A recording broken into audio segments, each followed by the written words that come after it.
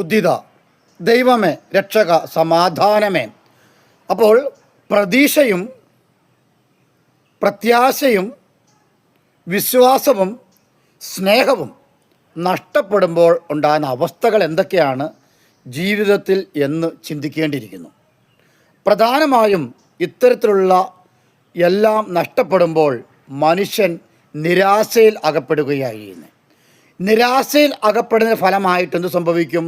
അവൻ ആത്മഹത്യയിലേക്ക് പോകുന്നു, ഒറ്റപ്പെട്ട അവസ്ഥയിലേക്ക് പോകുന്നു, മാനസികമായ പ്രശ്നത്തിലേക്കും മാനസിക രോഗിയുമായി തീരുന്നു, മറ്റുള്ളവരാൽ നിന്ദിക്കപ്പെടുന്നവനായി തീരുന്നു.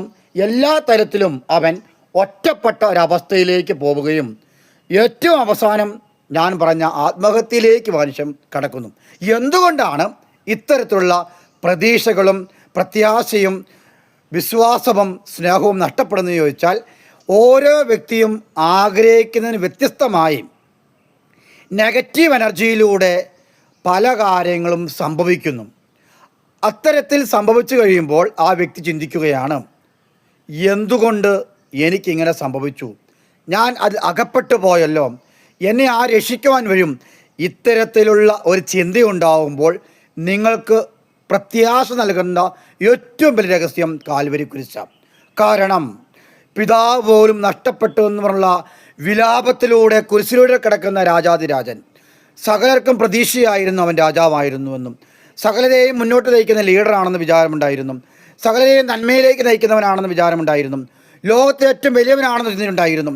അങ്ങനെ സകല പ്രതീക്ഷകളും ജനം സമർപ്പിച്ച ആ വ്യക്തി നിരാശയുടെ പടിക്കുഴിയിലായി ക്രൂശിക്കപ്പെട്ടിരിക്കുക.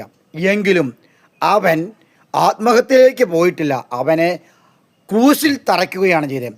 അപ്പോഴും പിതാവിലുള്ള പ്രത്യാശയിലൂടെ അവിടുത്തെ ഇഷ്ടം നിറവേറട്ടെ എന്ന് പറഞ്ഞ് പ്രാർത്ഥിക്കുകയായിരുന്നു. ഈ പ്രതീക്ഷ നിങ്ങളുണ്ടായെങ്കിൽ മാത്രമേ നമുക്ക് ഈ നിരാശയുടെ അവസ്ഥയിൽ നിന്നും ഇല്ലാത്ത അവസ്ഥയിൽ നിന്നും പ്രത്യാശയിലേക്ക് കടക്കുവാനുള്ള ശക്തി നിങ്ങൾക്ക് ലഭിക്കുകയുള്ളൂ. അത് ഏറ്റവും വലിയൊരു മന്ത്രം പ്രാർത്ഥനയാണ്.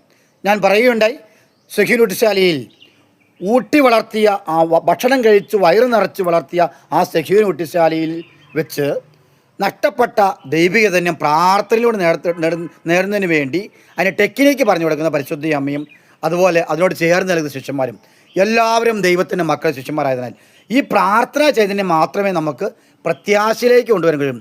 അപ്പോഴും അവനൊരു പ്രതീക്ഷ അർപ്പിക്കുക, ദൈവത്തിലൊരു പ്രതീക്ഷ അർപ്പിക്കുക.